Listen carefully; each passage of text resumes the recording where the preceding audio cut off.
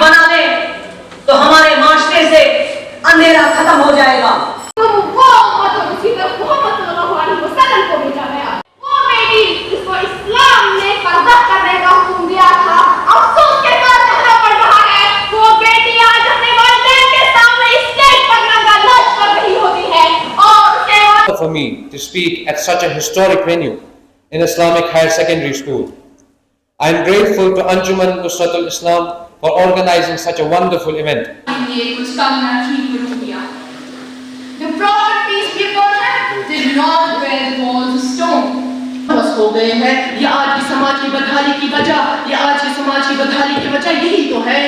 یا رسول اللہ صلی اللہ علیہ وسلم، میں نے اچھا چھوڑا آج تام سہیوں کا خوب روٹ خوبصورت وچھمت۔ نبی کریم حضرت محمد مصطفیٰ صلی اللہ علیہ وسلم کی سیرت طیبہ انسانی تاریخ کا وہ روشن باغ ہے جو نہ صرف ایک مکمل دینی رہنمائی فراہم کرتا ہے بلکہ ایک مثالی، اخلاقی اور سماجی نظام بھی پیش کرتا ہے۔ ہر سال کی طرح اس سال بھی انجمن نصرت الاسلام کے زیر اہتمام اس پرشکوہ سیرتی تقریب کا جو انعقاد آج عمل میں لایا گیا ہے، تو میں اس موقع پہ تمام جو ہمارے منتظمین ہیں ان کو مبارکباد پیش کرتا ہوں۔ اسلام نے ہمیں سماج دیا، سوسائٹی دی، دین دیا، تو اس دین کے حوالے سے جو ہمیں جو ذمہ داریاں دی، یعنی ہم کہہ سکتے ہیں کہ جو تصور سماج اسلام نے دیا اس کی بنیاد دو چیزوں پر ہے۔ کن چیزوں پر ہے؟ جسے ہم انگریزی میں کہتے ہیں responsibilities and rights، یعنی ذمہ داریاں اور حقوق۔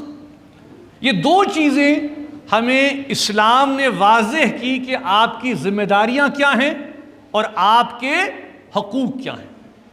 تو اس بنیاد پر جب ہم ان دونوں چیزوں کو سمجھیں گے کہ اسلام ایز این انڈیویجول، پہلے فرد، اسلام کا جو فوکس ہے پہلے وہ فرد ہے، انڈیویجول ہے، یعنی جب انڈیویجول صحیح راہ پہ ہوگا، صحیح راستے پہ ہوگا، سماج بھی صحیح راستے پہ ہوگا۔ اور قرآن ہمیں یہ بتاتا ہے، عدل پر ہے۔ وہ بھی یہ فرماتے ہیں، کہتے ہیں کیا؟ سب سے پہلی بات کہ افراد کے ہاتھوں میں ہے اقوام کی تقدیر، یعنی کسی بھی قوم کی جو تقدیر ہے، اس کا جو فیوچر ہے، اس کا دارومدار کس پر ہے؟ افراد کے ہاتھوں پہ، یعنی فرد، انڈیویجول۔ تو پہلے جو آپ کی انڈیویجول رسپانسبلٹی ہے اس کو آپ کو سمجھنا ہے۔ افراد کے ہاتھوں میں ہے اقوام کی تقدیر، ہر فرد ہے ملت کے مقدر کا ستارہ، یعنی ہر فرد جو ہے اسلامی ملت کا وہ ستارہ ہے، یعنی وہ ذمہ دار ہے، وہ اس میں وہ پوٹینشل ہے، ہر فرد میں وہ پوٹینشل ہے۔ اگر وہ اسلامی تعلیمات، اسلامی نظام، حقوق اور ذمہ داریوں کو سمجھے تو وہ کمال کر سکتا ہے۔ یہی اگر ہم قرآن کے دائرے میں اس کی ہم بات کریں کہ قرآن جب ہمیں یہ تصور دیتا ہے، جو سورہ نحل کی میں نے آیت آپ کے سامنے تلاوت کی، اللہ تعالیٰ فرماتے ہیں کیا؟ ان اللہ یأمر بالعدل والاحسان۔ اللہ تعالیٰ فرماتے ہیں کہ اے مسلمانوں، میں تمہیں حکم دیتا ہوں دو چیزوں کا۔ کن چیزوں کا؟ دو چیزوں کا حکم دیتا ہوں، ایک عدل اور ایک احسان، یعنی جسٹس۔ سب سے پہلی بات جو ہے، جب ہم ریسپانسبلٹی کی بات کریں، معاشرے کی بات کریں، سماج کی بات کریں، سب سے پہلی چیز ہے عدل۔ اللہ تعالیٰ فرماتے ہیں کہ میں تمہیں حکم کرتا ہوں بالعدل، عدل کا، انصاف کا اور احسان کا، کہ آپ ہمدردی کا، اخوت کا، محبت کا۔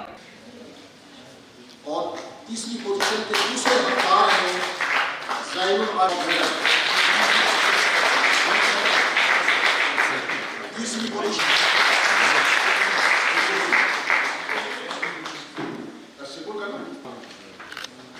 طیبہ صحابہ کو پہلی